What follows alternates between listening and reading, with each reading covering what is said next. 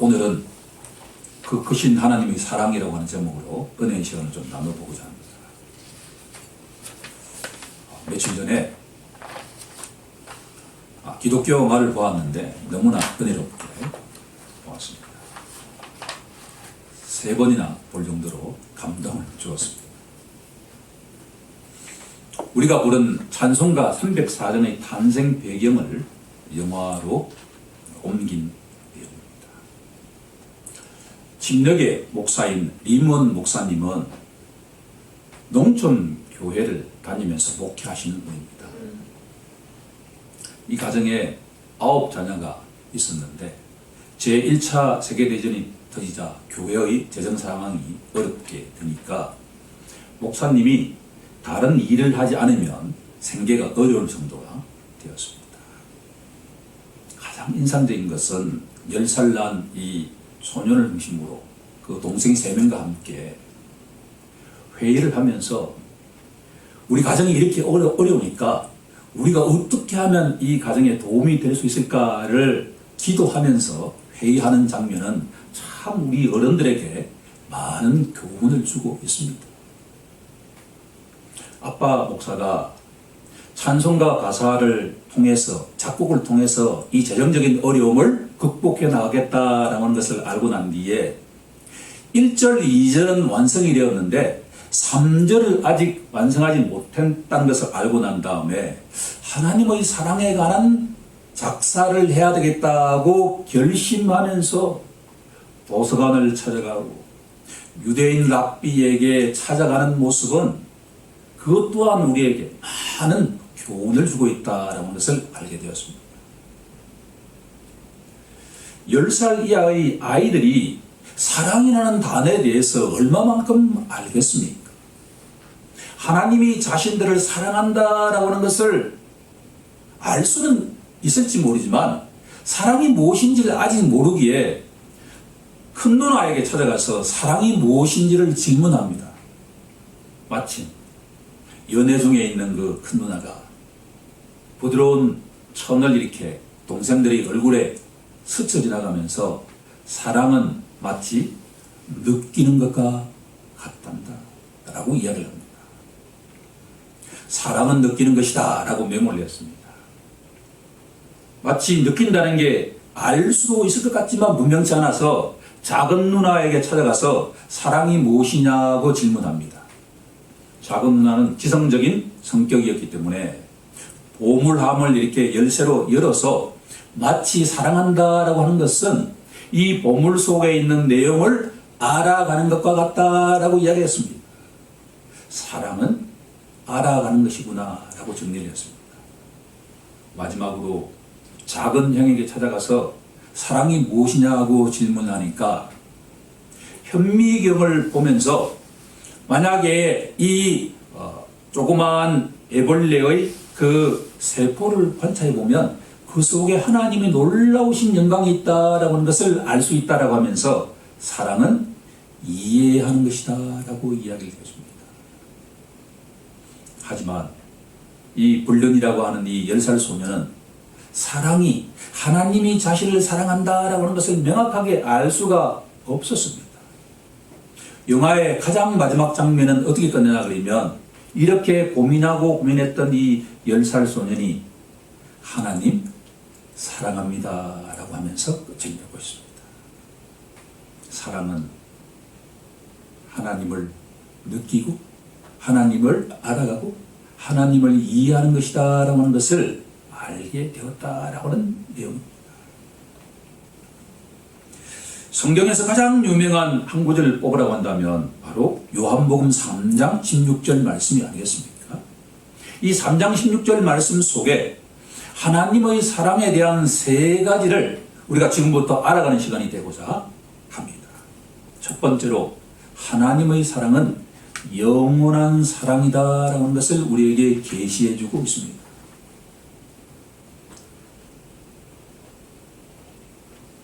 하나님이 세상을 이처럼 사랑하사 하나님의 그 사랑은 영원한 사랑이신데 시간과 공간의 제약을 받고 있는 우리 인간에게 영혼이라고 하는 단어만큼 어려운 것이 없습니다.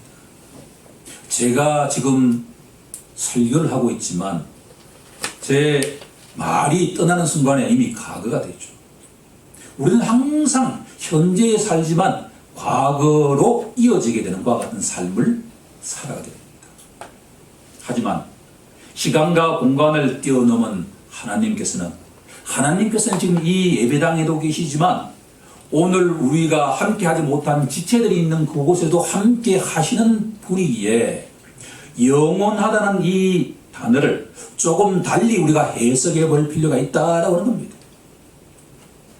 이번 설교를 준비하면서 예레미야 선지자를 통해서 하나님께서는 내가 너를 영원한 사랑으로 사랑하고 있다라고 말씀하고 있습니다. 예레미야서 31장 3절에 나와 있는 내용입니다.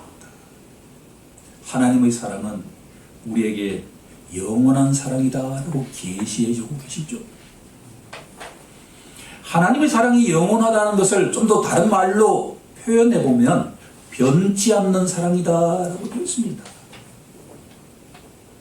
후렴 가사에 세 차례에 반복되게 하나님의 사랑은 영원하고 변치 않는 사랑이라고 우리에게 알려주고 있죠. 그런데 야고보서 1장 17절에 가면 하나님은 변치 않으시고 라고 되어 있습니다. 하나님의 사랑이 영원하다는 말을 다른 말로 표현하면 우리 인간은 언제든지 변할 수가 있지만 하나님의 그 사랑은 어떤 환경 속에서도 변할 수가 없는 변치 않는 사랑이다라고 하는 겁니다. 너무나 감동적인 내용 아닙니까? 사람의 사랑이라고 하는 것은 내가 아무리 어떤 자녀를 사랑한다 하더라도 내가 컨디션이 좋을 때는 그 아이를 사랑할 수가 있지만 내가 잠이 부족하다든가 내가 짜증스러운 환경 속에 있다 그러면 그 자녀를 사랑할 수 없는 것이 인간의 사랑이지만 하나님의 사랑은 어떤 환경 속에서도 변치 않는 것 같은 사랑이다. 영원한 사랑을 또 다른 말로 표현해 본다 그러면 예수님께서 말씀하신 것처럼 예수님께서는 자기 사람들을 끝까지 사랑하신다라고 요한복음 13장 1절에서 말씀하고 계십니다. 하나님의 사랑은 끝까지 우리가 저 천국에 도달하는 그날까지 끝까지 변함없이 사랑하시는 사랑이다라고 하는 것을 알 수가 있습니다. 더구나 이 하나님의 영원한 사랑이라고 하는 것은 사도 바울은 로마서 마지막 구절에서 이 세상의 어떠한 것들도 그것이 질병이든 그것이 죽음이든 그것이 영적 세력이든 그 어떠한 것도 하나님의 사랑에서 우리를 끊을 수가 없다라고 하는 것으로 해석할 수가 있습니다.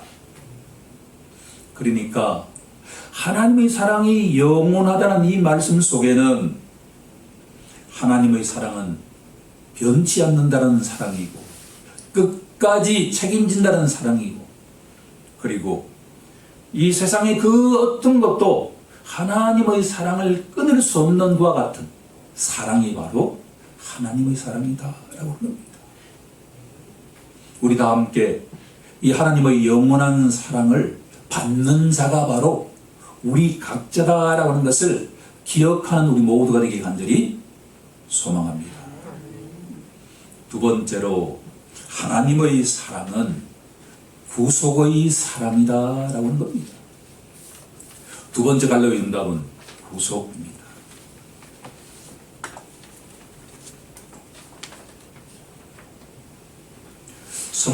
성경에서 가장 중요한 단어이면서 이해하기 어려운 단어가 바로 구속이라고 하는 단어입니다. 다른 의미로는 속량이라고도 번역되어 있는 이 단어인데 우리가 항상 구속이라고 하는 단어를 떠올리면 범죄자들을 체포해서 감금하는 것과 같은 구속이라고 하는 단어가 떠오르기 마련이죠. 그런데 성경에서 말하는 이 구속이라고 하는 단어는 두 가지의 한자 단어가 복합적으로 들어가 있습니다. 첫 번째는 구할 구자, 구원이라고 하는 단어입니다. 누군가를 구해주는 것이 바로 구속의 의미입니다. 물에 빠진 사람을 구해주는 것이 구속이고, 물구덩이에 있는 사람을 구해주는 것이 구속이고, 죄의 구름덩이 속에서 헤매고 있는 사람을 건져주는 것이 구속이다라는 거죠. 그런데 보다 중요한 단어는 바로 속이라고 하는 단어입니다. 이 속이라고 하는 단어는 뭐냐 그러면 대속이라고 하는 의미입니다. 누군가 다른 사람이 그 값을 치르고 데리고 온다라고 하는 의미입니다. 그러니까 어떤 사람이 스스로 그 빚을 탕감할 수 있는 것과 같은 능력이 없을 때, 스스로 그 값을 치를 수 없을 때, 누군가가 그 값을 대신 치르는 것이 바로 대속이다라고 하는 겁니다. 그러니까 구속이라고 하는 것은 스스로 전혀 능력이 없는 상태에서 영원한 징벌의 구렁텅이 속에 있을 때 누군가가 그 빚을, 그 값을 치르고 난 뒤에 그 구렁텅이에서 끄집어 올려주는 것이 바로 구속이다라고 하는 의미입니다.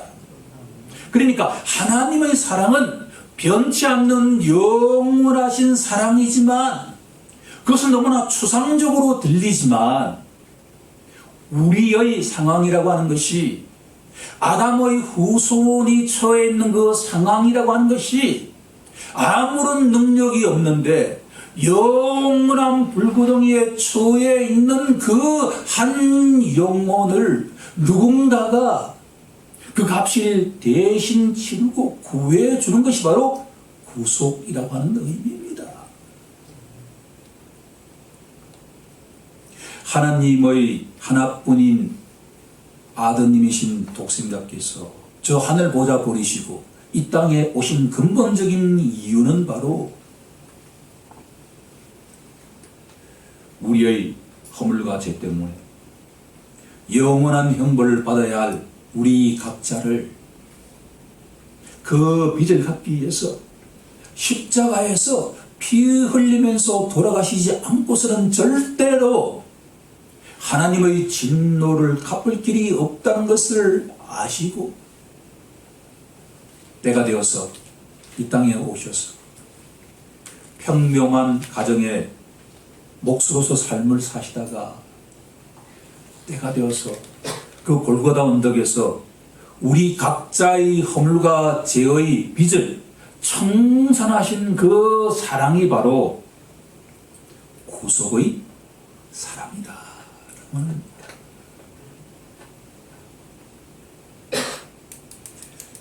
캘리포니아에서 경찰로 복무하고 있는 한 젊은이가 있었습니다. 20대 말에 건장한 이 젊은이가 처음으로 마약 사범을 검거하는 현장에 투입되었다가 범인이 손총에 머리를 관통하고 난 뒤에 뇌사 상태에 빠졌습니다. 병상에 누워있는 그 경찰관 젊은이의 가족들이 얼마나 비참했겠습니까? 가족이 결단을 합니다. 호수를 빼고 나니까 며칠 지나지 않아서 그 젊은이가 이 땅을 떠났습니다. 이 경찰관의 누나가 썬데이라고 하는 이 누나인데, 이 누나가 너무나 또 가슴이 더 아팠습니다. 왜냐하면 작년도에 사랑하는 그 13살 남 동생이 암으로 사망을 했기 때문에. 독실한 크리스찬인 이 썬데이는 날마다 매주 교회에 가서 하나님 어떻게 하면 이 신실한 우리 가정에 이런 불행을 주십니까? 라고 기도하면서 위로를 받았습니다. 시간이 지나면서 서서히 십자가 보혈에 의지하여 자신도 전에는 아무런 자격 없는 죄인이었는데 자신도 예수님께서 자신의 죄와 허물을 위해서 십자가에 돌아가셨다라고 하는 구원받은 자다라고 하는 것을 깊이 묵상하고 깨닫는 순간에 자기 동생을 죽인 그 원수도 용서하기 시작했습니다. 얼마나 놀라운 일입니까? 그리고 시간이 25년이 지났습니다. 25년이 지났다고 한다면 그 동생이 죽은 사건을 잊을 만도 한데 어느 날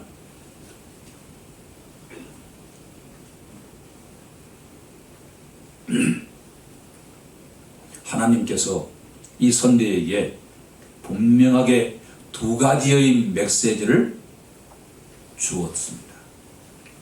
첫 번째 메시지는 자기 동생을 죽인 그 범인인 프레드라고 하는 그 젊은이를 찾아가라라는 말씀이었습니다.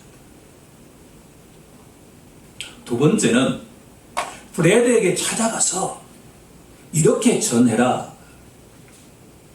당신이 원래 하나님께서 계획하셨던 그 인생을 새롭게 감옥에서부터 살아가라는 메시지였습니다. 이 선대는 너무나 힘들었습니다. 이미 자신은 십자가 보혈에 의지하여 그 범인을 다 용서했고 이미 기억의 저편으로 다 떠나보냈는데 25년의 그 사건을 다시 끄집어 올리면서 감옥에 있는 그 프레드라고 하는 그 범인을 찾아가서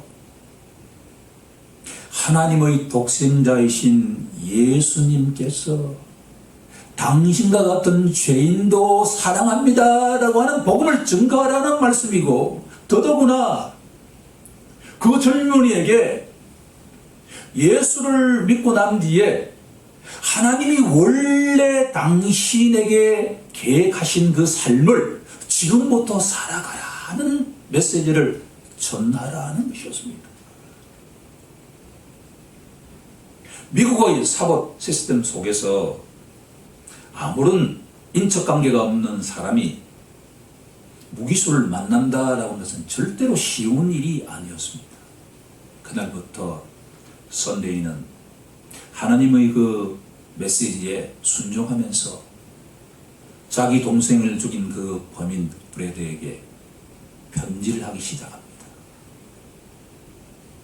처음에는 이 범인이 이해가 되지 않았습니다. 25년이 지난 이 사건인데 왜 굳이 자신을 만나려고 하는지를 이해가 되지 않았습니다. 그런데 서서히 마음을 열고 난 뒤에 그 누님을 만나기로 결정합니다. 3중 4중으로 철망이 쳐져 있는 그 감옥소에 가서 자기 동생을 죽인 그 원수를 만났는데 그 원수가 하나님의 은혜로 자신이 하나뿐인 당신의 동생을 내가 죽인 것에 사죄한다라고 하는 이야기를 하면서 이 누나가 하나님의 하나뿐인 예수님께서는 당신처럼 살인자도 너무나 사랑하시는 분이다 라고 이야기를 하자 기적이 일어났습니다.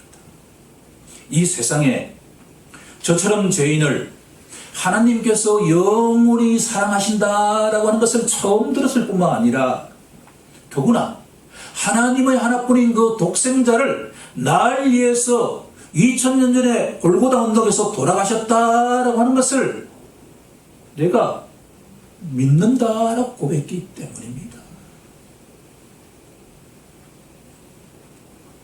그 현장은 복음의 물결이 퍼지는 현장이었습니다. 이 누나는 그 감옥을 쉽게 나오지 못했습니다. 나오기 직전에 예수님을 믿게 되었으니 이제 원래 하나님께서 당신을 향한 그 계획대로 삶을 살아가십시오 라고 말을 남기고 그 감옥을 떠났습니다.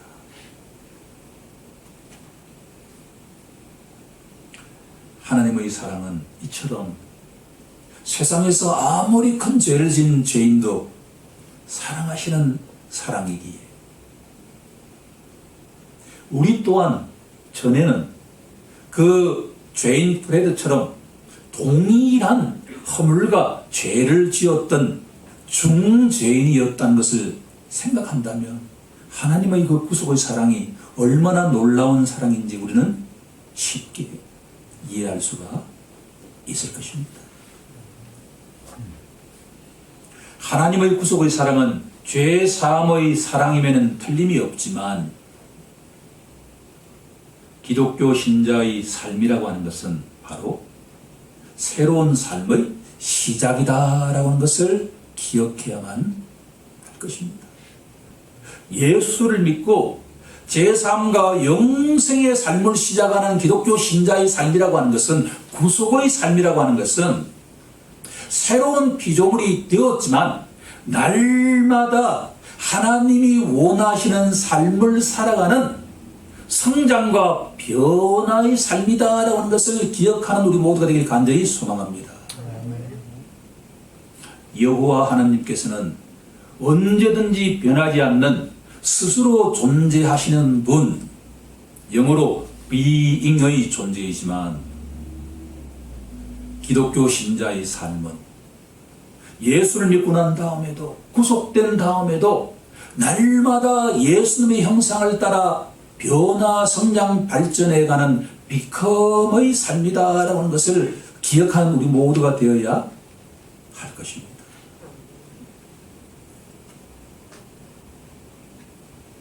이제 세 번째 내용으로 넘어가 보도록 하겠습니다. 하나님의 사랑은 믿음으로 반응해야 한다라고 하는 겁니다. 세 번째 마지막 갈라진 부분은 믿음입니다.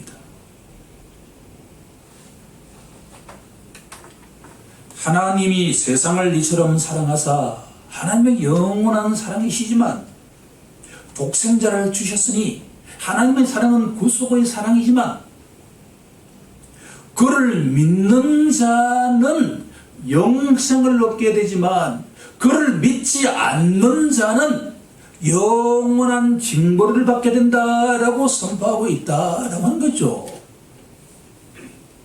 이 세상에는 딱 두 그룹뿐입니다. 한 그룹은 우리처럼 아무런 자기가 없는 우리 각자를 하나님께서 영원히 사랑하신다라고 하는 것을 믿는 자와 더구나 하나님께서 10,000달란트에 달하는 그 빚을 내 스스로 그 빚을 갚을 수 없기에 하나님의 독생자이신 예수님께서 이 땅에 성육신 하셔서 골고다 언덕에서 십자가에서 돌아가심으로써 나의 허물과 죄값을 치우셨다는 것을 믿는 자, 영원한 하나님의 사랑을 믿는 자와 대속의 사랑을 믿는 자가 있다고 한다면 정 반대쪽에는 하나님의 사랑이 변치 않는 사랑이라고 하는 것을 날마다 들으면서도 믿지 않는 자와 골고다 언덕에서의 십자가 사건이 나와 무슨 상관이 있느냐라고 거부하는 자, 그런 사람을 성경은 불신자다라고 한다라고 합니다.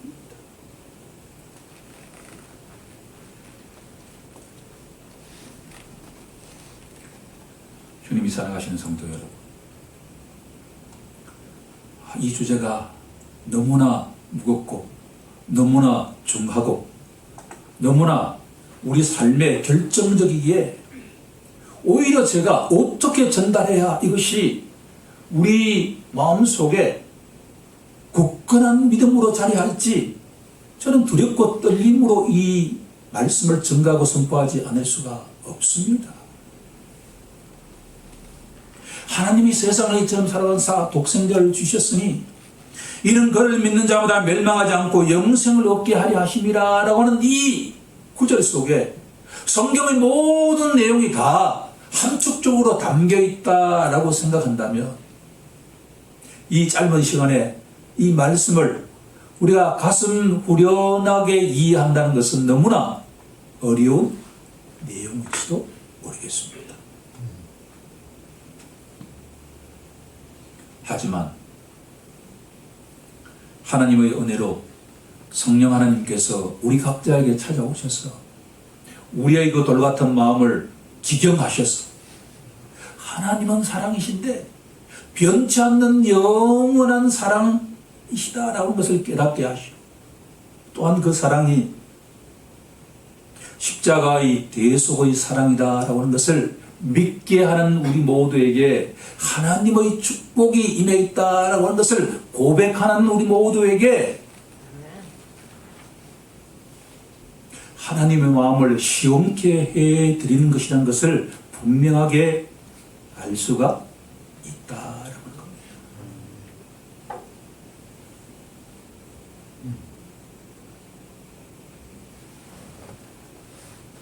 하나님의 은혜로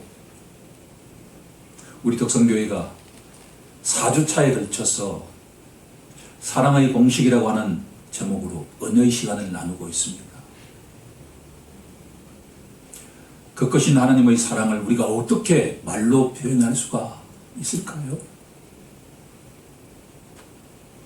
영화에 나오는 그 주인공 올린이라고 하는 10살 소녀는 성인이 된 다음에도 지금도 저는 하나님의 사랑을 느끼고 알고 이해하면서도 날마다 새롭게 하나님을 알아간다라고 고백하고 있습니다. 우리가 그 크신 하나님의 사랑을 얼마나 우리가 알고 있을까요? 오늘 이 시간 우리 모두 하나님의 그 영원하신 구속의 사랑을 날마다 느끼면서 알고 이해해가는 시간이 되길 간절히 소망합니다. 기도하겠습니다.